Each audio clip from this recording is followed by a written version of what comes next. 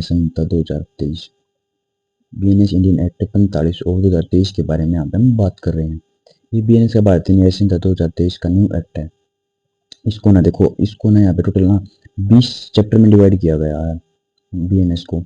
सबसे पहले हमने यहाँ पे देखने को मिल जाता है, देखो सबसे पहले प्रिलिमिनरी, दूसरे चैप्टर में पनिशमेंट के बारे में बताया गया, तीसरे में जनरल एक्सेप्शन के बारे में बताया गया, जो चौथा चैप्टर उसमें अमेंडमेंट क्रिमिनल कॉन्सिक्वेंसी एंड अटेम्प्ट के बारे में बताया गया। चैप्टर नंबर 5 में offences against women and children के बारे में बताया गया। चैप्टर नंबर 6 में offences affecting the human body के बारे में बताया गया है। और यहाँ पे चैप्टर 7 में देखेंगे तो ऑफेंसेस अगेंस्ट द स्टेट के बारे में बताया गया। चैप्टर नंबर 8 में offences relating to the army, navy and air force के बारे में बताया गया। चैप्टर नंबर 9 में ऑफेंसेस रिलेटिंग टू इलेक्शंस के बारे में यहाँ पे बताया गया। चैप्टर नंबर 10 में offences relating to coin, currency notes, bank notes and government stamps के बारे में यहाँ पे बताया गया चैप्टर नंबर 10 में। चैप्टर नंबर 11 में ऑफेंसेस अगेंस्ट द पब्लिक ट्रांसक्विलिटी के बारे में बताया गया है। चैप्टर नंबर 12 में ऑफेंसेस बाय द और रिलेटिंग टू पब्लिक सर्वेंट्स के बारे में यहाँ पे बताया गया। चैप्टर नंबर 13 में contempts of the lawful authority of public servants के बारे में यहाँ पे बताया गया है इस चैप्टर में। चैप्टर नंबर 14 में बताया गया है false evidence and offences against public justice के बारे में। चैप्टर नंबर 15 में यहाँ पे बताया गया offences affecting the women health, safety, convenience, economy and morals के बारे में यहाँ पे बताया गया है। चैप्टर नंबर 16 में ऑफेंसेस रिलेटिंग टू रिलीजन्स के बारे में बताया गया। चैप्टर नंबर 17 में ऑफेंसेस अगेंस्ट प्रॉपर्टी के बारे में बताया गया। चैप्टर नंबर 18 में offences relating to documents and the property marks के बारे में यहाँ पे बताया गया। चैप्टर नंबर 19 में criminal intimidations, insult, annoyance and defamation etcetera के बारे में यहाँ पे चैप्टर 19 में बताया गया है। और जो हमारा लास्ट चैप्टर है ना वो रिपील एंड सेविंग के बारे में यहाँ पे बताया गया है। अब देखो हम यहाँ पे बीएनएस को टोटल 20 चैप्टर में डिवाइड किया गया है। अगर यहाँ पे हम चैप्टर वाइज पढ़ेंगे ना तो पढ़ने में बहुत आसानी हो जाएगी और जिससे हमको यहाँ पे समझ में आ जाएगी। अब देखो सबसे पहले अगर यहाँ पे हम बात करें ना तो चैप्टर 1 प्रिलिमिनरी के बारे में ये क्या बताता है। देखो चैप्टर 1 में यहाँ पे सबसे पहले क्या दिया गया, यहाँ पे प्रेम्बल दिया गया है।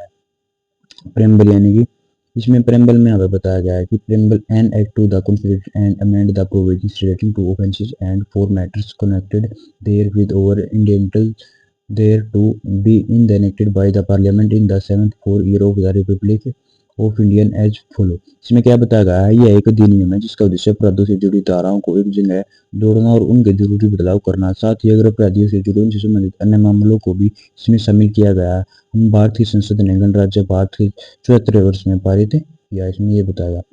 अब इसे थोड़ा इजी हिंदी में एग्जाम्पल के तौर पर समझो, जैसे कि मान लो तुम्हारे आसपास अलग अलग किताबों में अपराध से जुड़ी, मान लो एग्जाम्पल के लिए मान लो तुम्हारे पास अलग अलग किताबों में अपराधों से जुड़ी अलग अलग नियम लिखे हैं। अब संसद ने सोचा कि कोई की किताब में जोड़ दिया जाए और ये जरूरी वहाँ सुधार भी कर दिया जाए, ये इस एक्ट का मकसद है। अब हम यहाँ पे बात करते हैं चैप्टर नंबर 1 की।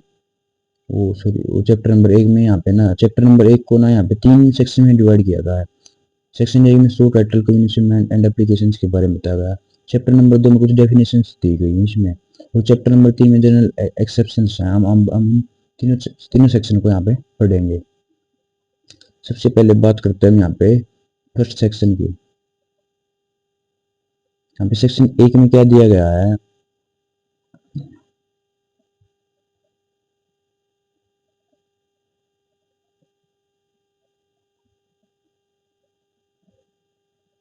यहाँ पे देखो सेक्शन 1 में क्या दिया गया है। सेक्शन 1 में दिया गया show title, communication and applications. इसमें क्या कहा गया, पहले लाइन नंबर 1 पॉइंट में द एक्ट, दिस एक्ट में बी कॉल्ड द भारतीय न्याय संहिता 2023, यानी कि हिंदी में यह अधिनियम भारतीय न्याय संहिता 2023 कहलाएगा। अगर यहाँ पे थोड़ा एग्जाम्पल के लिए देखो, यह कानून का आधारित नाम बताएगा, जैसे कि किताब का नाम होता है वैसे इस कानून का नाम है भारतीय न्याय संहिता 2023। अच्छा, पॉइंट नंबर 2 में क्या बताया गया, it shall come into force on such date as the central government may by notification in the official gazette appoint and different dates may be appointed for different provisions of the Sanhita. इसमें क्या बताया गया, इसमें बताया गया है कि कानून तुरंत लागू नहीं होता, सरकार तय करती है कि कौन सी धारा कब से लागू होगी, इसके लिए वह सरकारी राज्य पत्र में घोषणा करती है। यानी कि हिंदी में अगर इसको पढ़ेंगे तो यह अधिनियम उस तारीख से लागू हुआ जिसे केंद्र सरकार राज्य पत्र में अधिसूचना द्वारा घोषित करेगी। अलग अलग धाराओं के लिए अलग अलग तरीके तय किए जा सकते हैं। चैप्टर नंबर पॉइंट नंबर 2 में ये बताया गया है। हम बात करते हैं point number 3, every person shall be liable to punishment under this Sanhita and not otherwise for every act over omissions contrary to the provisions thereof of which he shall be guilty within India। इसमें क्या बताया गया? इसको अगर हिंदी में देखेंगे तो भारत के भीतर कोई व्यक्ति यदि संहिता के प्रावधानों के विरुद्ध कोई काम करता है या कानून से चूकता है तो उसे केवल इसी संहिता के अनुसार दंडित किया जाएगा। एग्जाम्पल के तौर पर समझेंगे, भारत में अपराध होने वाले हर व्यक्ति को इसी कानून के हिसाब से सजा मिलेगी, किसी और कानून से नहीं। पॉइंट नंबर 3 में ये बताया गया। अब हम बात करते हैं पॉइंट नंबर 4 की। Any person liable by any law for the time being in force in India to be tried for an offences committed beyond India shall be dealt with according to the provisions of this Sanhita for any act committed beyond India in the same manner as if such act had been committed within India। Point number 4 में क्या बताया गया? यहाँ पे point number 4 को देखो। Point number 4 में क्या कहता है? ये पॉइंट नंबर 4 में बताया गया है, अगर कोई भी व्यक्ति भारत के बाहर अपराध करता है और भारतीय कानून के अनुसार उस पर मुकदमा चल सकता है तो उसे भी इसी संहिता के अनुसार ही निपटाया जाएगा जैसे कि अपराध भारत में हुआ हो। एग्जाम्पल के तौर पर थोड़ी अगर इजी लैंग्वेज में समझें तो विदेश में अपराध करने पर भारतीय नागरिक को भारत में इसी कानून से सजा दी जाएगी। ये पॉइंट नंबर 4 में बताया गया है। पॉइंट नंबर 5 में अगर यहाँ पे देखेंगे तो पॉइंट नंबर 5 के सबसे ABC 3 पॉइंट हो रहा है, जिसमें क्या बताया गया? इसमें बताया गया है कि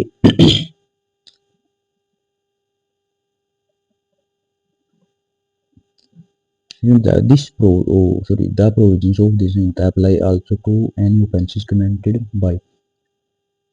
ये संहिता उन मामलों पर भी लागू होगी जैसे कि any citizen of Indian in any place without any beyond India। Bharat का कोई नागरिक विदेश में अपराध करे, any person on any ship to aircraft registered in India wherever it may be। कोई व्यक्ति भारत में पंजीकृत जहाज या विमान पर अपराध करे चाहे वह कहीं भी हो।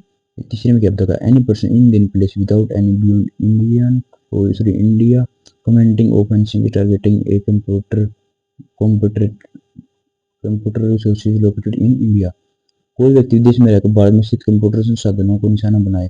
जब मैं तौर पर समझा दो इसको हम यहाँ पर थोड़ी सी लैंग्वेज में क्या बताया था? कानून सिर्फ भारतीय सीमा तक सीमित नहीं है, फिर यह विदेश में भारतीय नागरिकों को भारतीय के जहाज विमान और भारतीय कंप्यूटर सिस्टम पर भी लागू होता है। ये पॉइंट नंबर 5 में बताया गया। यहाँ पे अब हम नीचे की तरफ चलेंगे तो यहाँ पे कुछ एग्जाम्पलेशन है, हम इनको पढ़ते हैं। एग्जाम्पलेशन देखो यहाँ पे, in this section the word offenses includes every act committed outside India which if committed in India would be punishable under this संहिता। इसमें क्या बताया गया है? अपराध का मतलब या उन सभी कामों से जो भारत के बाहर किए गए हो लेकिन अगर वह काम भारत में होता है तो दंडनीय होता। जैसे कि विदेश में किया गया अपराध भी अपराध माना जाएगा, अगर वही काम भारत में होता तो सजा मिलती। इलस्ट्रेशंस क्या बताता है इसमें? एग्जाम्पल के लिए, he who is the citizen of India commits a murder in any place without any beyond India, he can be tried and convicted of murder in any place in India in which he may be found। इसमें क्या बताएगा? उदाहरण के तौर पर इसमें बताया यदि ए भारत का एक नागरिक है यानी कि सिटीजन ऑफ इंडिया और विदेश में हत्या करता है तो उसे भारत में भी पकड़ा जाएगा। वह हत्या के अपराध में मुकदमा चलाकर सजा दी जा सकती है। वह क्या अगर यहाँ पे थोड़ा इजी लैंग्वेज में समझेंगे तो उदाहरण से समझा गया कि देश में हत्या करने वाला भारतीय नागरिक भारत में पकड़े जाने पर सजा पाएगा। इसमें ये बताया गया। और जो हमारा लास्ट है वो है, इसमें क्या बताया गया है? Nothing point 6, nothing in this Sanhita shall affect the provisions of any act of punishing methane and description of officers, soldiers, sailors and airmen in the service of the government of India or the provisions of any special or local law। इसमें क्या बताया गया है कि यह संहिता सेना, नौसेना या वायुसेना के अधिकारी सैनिकों, नाविकों या वायुसैनिकों की बगावत या भगोड़ेपन से संबंधित विशेष कानून पर प्रभावित नहीं करेगी। जैसे तौर पर समझें तो जैसे कि सेना और सुरक्षा बलों के लिए अलग अलग विशेष कानून बने हुए हैं, ये संहिता उन पर असर नहीं डालेगी। यानी कि क्या मतलब होगी? सेना सुरक्षा बलों के लिए अलग अलग विशेष कानून बने हुए हैं, ये संहिता उन पर कोई असर नहीं डालेगी। ठीक है ना भाई? ये था सेक्शन नंबर 1। अब हम बात करते हैं सेक्शन नंबर 2 की। थोड़ा आप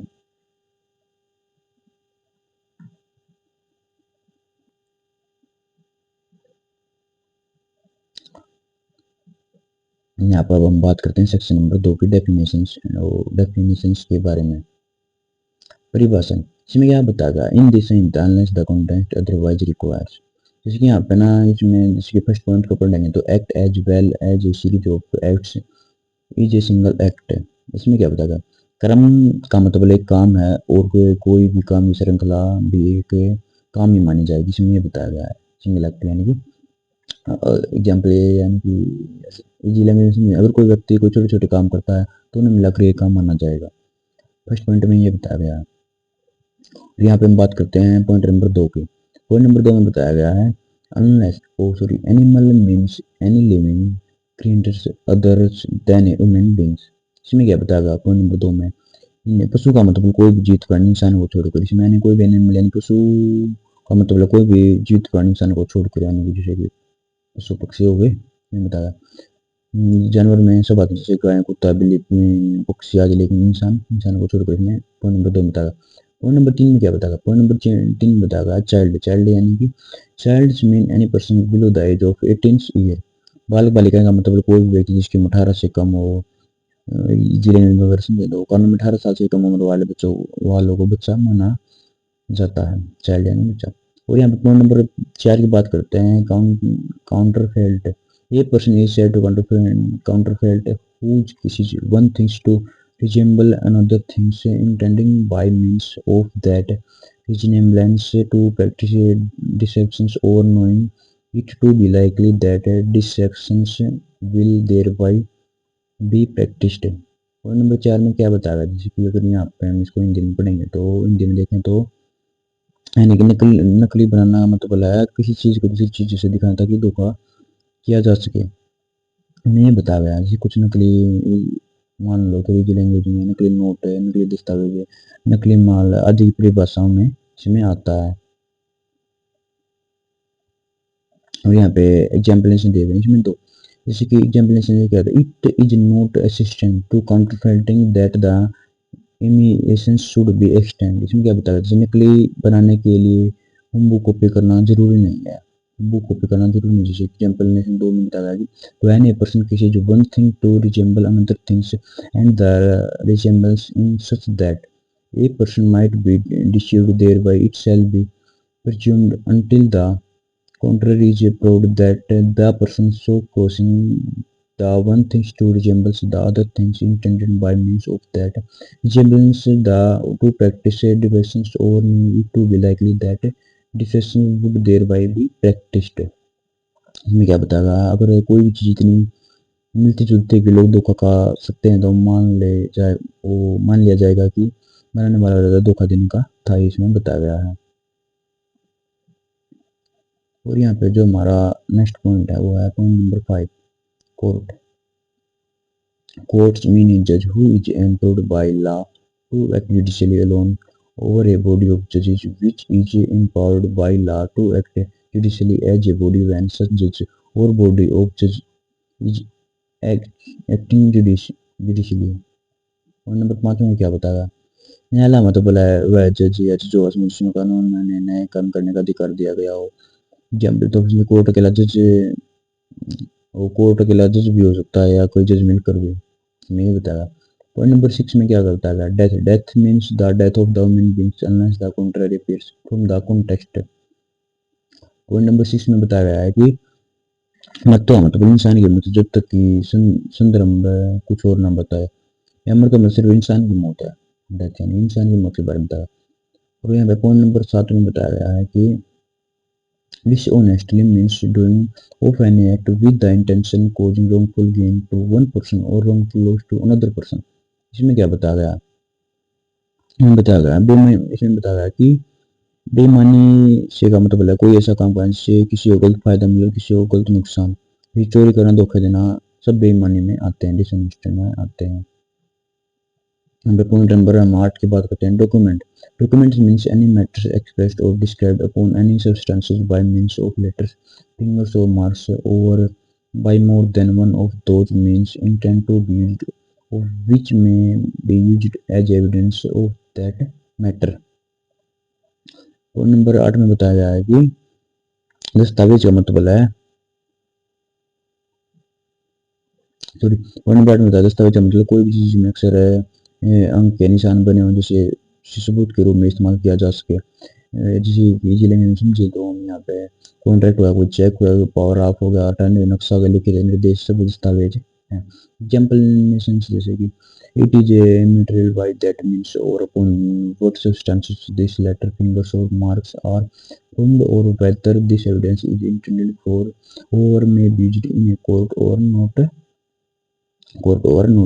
जैसे कि फर्क नहीं पड़ता कि अक्सर किस चीज पर लिखे या कोर्ट का इस्तेमाल होगा या नहीं। एग्जाम्पल ये मिलता है।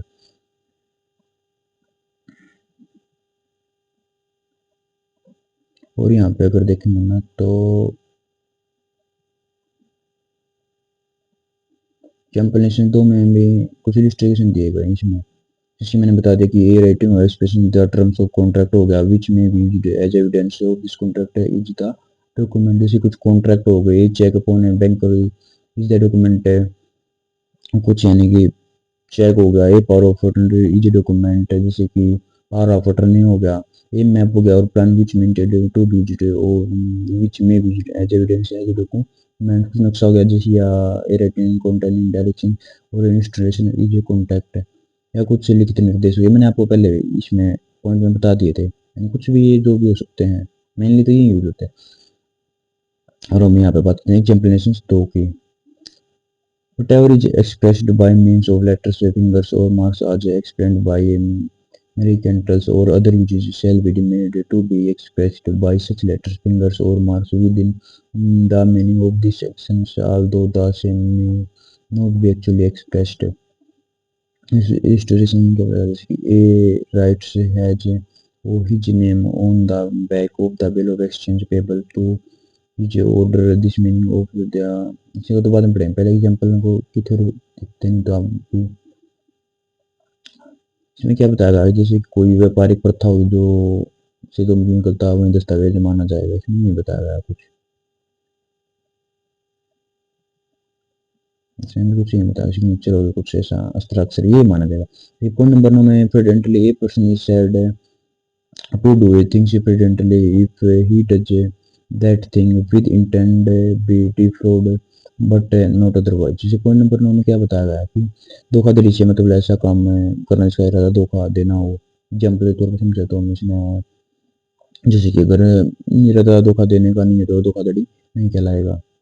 और पॉइंट नंबर 10 बताएगा gender gender the pronouns he and its derivative are used any persons whether male female or transgender. जैसे कि लिंग में ही और इसके रूप में किसी व्यक्ति के लिए इस्तेमाल होगा पुरुष महिला ट्रांसजेंडर। या जैसे कि इजी लैंग्वेज में ही शब्द का मतलब सिर्फ पुरुष नहीं है बल्कि महिला ट्रांसजेंडर भी इसमें शामिल है।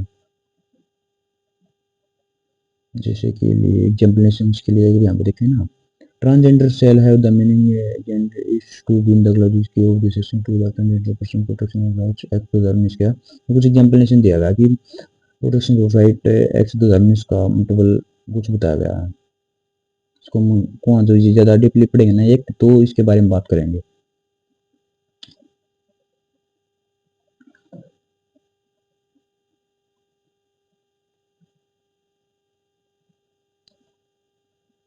जिसके हमें पॉइंट नंबर 11 पे थे यहाँ पे गुड फेथ में।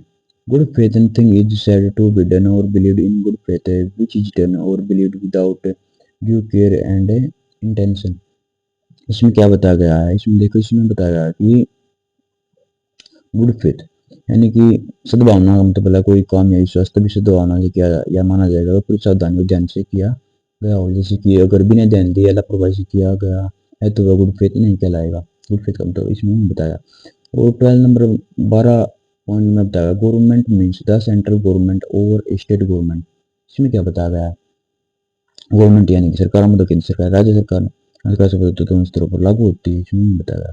और पॉइंट नंबर 13 में बताया गया है herbs हर्बोर हर्बोर exempt as otherwise provided in this includes the supplying a persons with shelter food drink money clothes arms ammunition or meaning or convenience or the assisting by a person by any means, whether of the same kind as those enumerated in the sections or not to everyday apprehension। Point number 13 में बताया गया है कि यहाँ पे हर्बोर यानी कि शरण देना का मतलब है जैसे कि किसी व्यक्ति को छिपाना है, पकड़ने से बचाने के लिए उसे आश्रय, खाना पीना, पैसा, कपड़े, हथियार, गोलियां, गाड़ियां किसी भी तरह की मदद देना, अपराधी को छिपाना से भगाने में मदद करना, ये हर्बोर कहलाता है। ये पॉइंट नंबर 13 में बताया गया है। पॉइंट नंबर 13-14 की बात करें, injury. Injury means any harm से illegal cost caused to any person's in body, mind, reputation or property।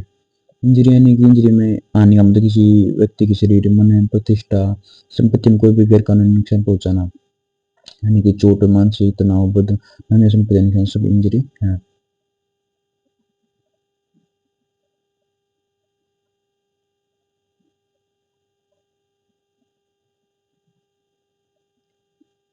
Point number 15 में क्या था? पॉइंट नंबर 15 बताया illegal. Illegal legally bound to the word illegal is applicable to everything which is an offense or which is prohibited by law or which furnish ground of civil actions, and a person is said to be legally bound to do whatever it is illegal in him to omit। इसमें क्या बताया गया है कि क्या मतलब समझे तो इसमें बताया गया है कि गैर कानूनी का मतलब कोई भी काम जो अपराध कानून द्वारा मना है, जिसका कारण सिविल मुकदमा हो सकता है, जैसे कि क्या तौर पर कानूनी रूप से बाध्य मतलब वही काम करना जरूरी है जिसे न करना गैर कानूनी हो।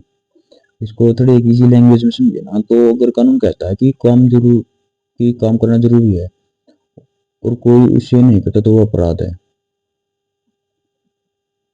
जिसको कानूनी रूप से का बाध्य मतलब है। अगर कैसे कि कानून कहता है कि काम करना जरूरी है और कोई उसे नहीं करता तो वह अपराध है, इलीगल है। ये जैसे कि लोक सेवक है ना जो सरकारी उनके बारे में बताया गया इसमें मेनली लीगल यानी गैर कानूनी मतलब कोई भी कम जो अपराध है कानून द्वारा मना है, जिसका कारण सिविल मुकदमा हो सकता है। जैसे कि हिंदी में अगर आगे पढ़े तो कानून रूप से बाध्य मतलब कोई काम करना जरूरी जिसे न करना गैर कानूनी है। अगर कानून कहता है काम करना जरूरी है तो कोई उसे नहीं करता तो अपराधी है, बताया। और यहाँ पे अगला नेक्स्ट पॉइंट है पॉइंट नंबर 16 के बारे में बताया। जज means a person who is officially designed as जज एंड इंक्लूड्स ए पर्सन। ये बताया गया ना जिसका मतलब है कि किसी आधिकारिक रूप से जज का जज कानूनी अंतिम निर्णय देने का अधिकार दिया गया हो, मजिस्ट्रेट को भी जज माना जाएगा अगर उसे जुर्माना जेल की सजा देने का अधिकार है। तो पॉइंट नंबर 16 में मैंने भी बताया गया, ये बताया गया कि ए magistrate exercising jurisdiction in the respect of the charges on which his power to sentence, to fine and imprisonment without appeal in a judge। यानी कि मजिस्ट्रेट को जज माना जाएगा, जैसे जुर्माना हो, कुछ जेल हो गया, कुछ फाइन हो गया देने का अधिकार है तो उसे भी जज माना जाएगा। मैंने इसमें ही बताया। Point number 17 life means the life of the human being unless the contrary appears from the context। मैंने जीवन मतलब इंसान का जीवन जो तस्वीर में कुछ और नामता है। यहाँ लाइफ का मतलब सिर्फ मानव जीवन के बारे में बताया गया है। Point number 18 local law means a law applicable only to a particular part of India. इसमें क्या बताया? स्थानीय कानून मतलब ऐसा कानून जो भारत के किसी खास हिस्से में लागू होता है। लोकल लॉ के बारे में बताया गया है, किसी राज्य को विशेष कानून होगा। और यहाँ पर नेक्स्ट बात करते हैं तो man point number means male human being any as. पुरुष का मतलब किसी भी उम्र का मानव पुरुष के बारे में बताया गया है। नेक्स्ट पॉइंट है month and year. Wherever the word month of the word year is used, it is to be understood that the month of this year is to be reckoned according to the Gregorian calendar और Gregorian calendar। तो इसमें होगा Gregorian। और number 20 में क्या बताया गया है? जिसकी महीना और साल मतलब एक ग्रेगोरियन कैलेंडर के अनुसार गिनती। मई कैलेंडर तो दुनिया के आमतौर पर इस्तेमाल होता है जनवरी से दिसंबर तक का, वहीं के बारे में बताया गया इसमें। सोचा में वो यूज होगा।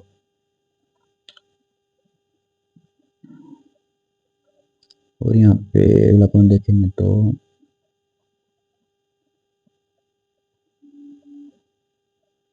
पॉइंट नंबर 21 क्या था, movable property include property of every discrimination, example land and things attached to the earth and permanently fastened to anything which is attached of the earth।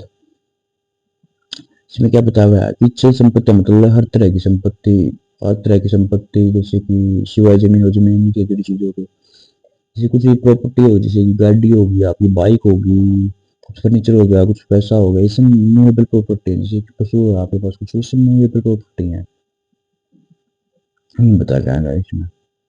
Point number 5, number unless the contrary appears from the context of word importing the singular numbers includes the plural number, the words importing the plural number includes the singular number। और number 22 में क्या बताया, number बताया जैसे कि किसी क्या मतलब अगर सिंह कुछ और ना बता तो एक वचन शब्द बहुवचन भी माना जाएगा और बहुवचन शब्द एक वचन, जैसे कि पर्सन मतलब एक व्यक्ति भी हो सकता है और कोई व्यक्ति भी, पर्सन का यानी व्यक्ति।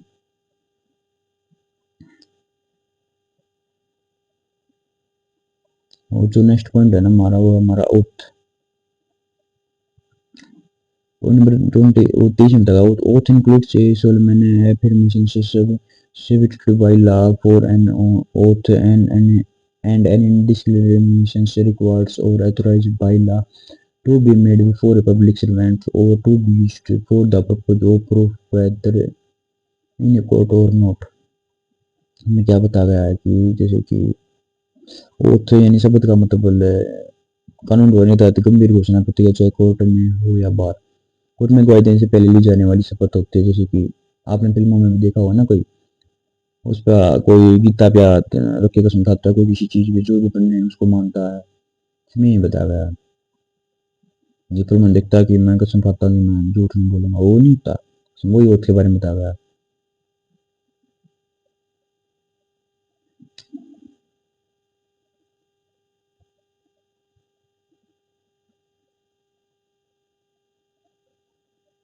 यहाँ पे पॉइंट नंबर जैसे कि ऑफेंसेस अपराध के बारे में बताया गया है कि जैसे कि देखो, offences examined in this chapter of section maintain in subsections a and b, the word offences अपराध means an act made punishable by this in the but a in chapter 3 and in the following sections, namely subsection 2, 3, 4, 5, section 8, section 10, 40, 47, 48, 51, 53, 54, 55, 56, 57, 61, 100, 300, 104, 107, subsection 7, 8 of section 26, 217, 224, 225, 234, etc. Subsection से of section 300 clause section 200, the word offenses means a things punishable under this in the or under any special law, local law, and in the sections 183, 205, 232, 233, 243, 244, 323, these word offenses shall have the offensive meanings when the act punishable under the special law or local law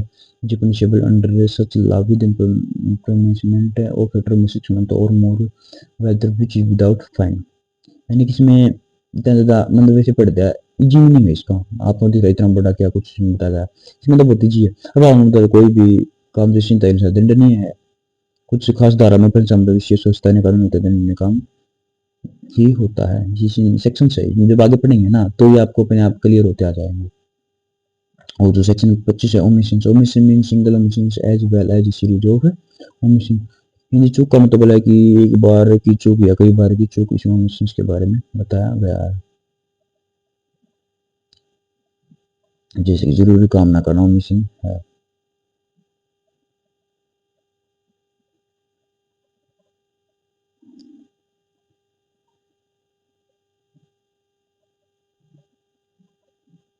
और यहाँ पे next point पढ़ते हैं, यहाँ पे हम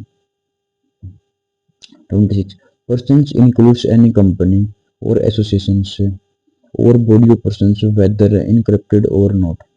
और number 26 में बताया कि अंदर कोई भी कंपनी संगठन या लोग समुच्चय पंजीकृत हो या ना हो। क्या मतलब कोई भी कंपनी संगठन लोग समुच्चय पंजीकृत हो या ना हो। जैसे कि पॉइंट नंबर 27 में बताया public includes any class of the public और एनी कम्युनिटी, यानी कि जनता मतलब जनता कोई भी वर्ग या कोई भी समुदाय, पब्लिक। और जो हमारा नेक्स्ट पॉइंट है ना वो 28 पब्लिक सर्वेंट।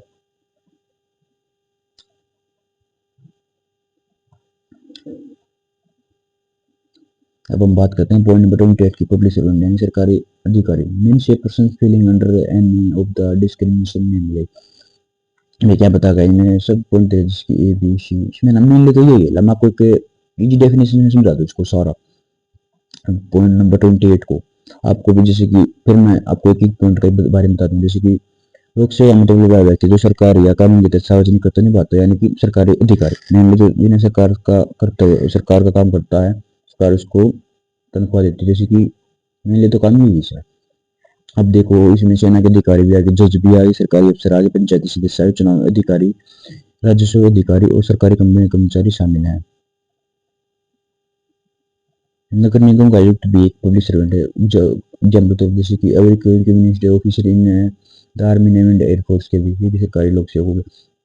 एवरी जज including any person empowered by law of discharge either by himself or as a member of any body of person and administrative functions के, जैसे कोई जज हो गई, ये भी सरकारी okay, जिसके every officer including secretary receives communications whose duty it is such officer to investigate or report any matters of law or fact or to make authorities or give documents and to take charge of disclose of property or execute any judicial process of it was any oath or to the inspector to the prosecutor in the court and every person is through the perform any substitution, जो मतलब बोलने वाले में जो कुछ भी अधिकारी होंगे सारे सरकारी और माने जाएंगे।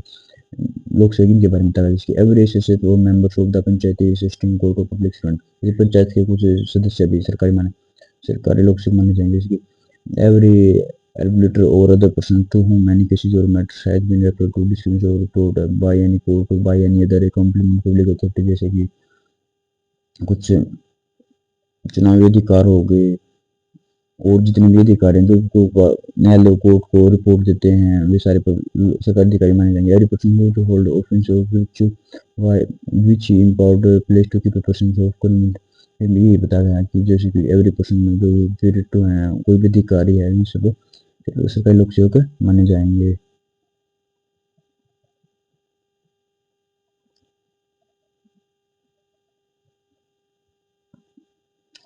इसमें हो गया every person who holds any offensive, वो हो गया sir every person of the government whose duty it is as officer to prevent offences, to give information of offences, to bring offender to justice or to protect the public health safety and ये जैसी public health हो गई, कुछ safety हो गई, ये कुछ अधिकारी मेनली तो समझ लेना, आगे आगे पढ़ोगे तो मेनली अपने आप पे डाउट क्लियर हो जाएगी। सरकारी every officer whose duty it is as officer to take issue, keep and expand any property on behalf of the government or to make any services contract on behalf of the government or to the execute any revenue process, execute or to report any matters affecting the preliminary interest of the government or to make authority to keep any document relating to the preliminary interest of the government or to prevent the information protections of any law of the protection of the preliminary interest of the government।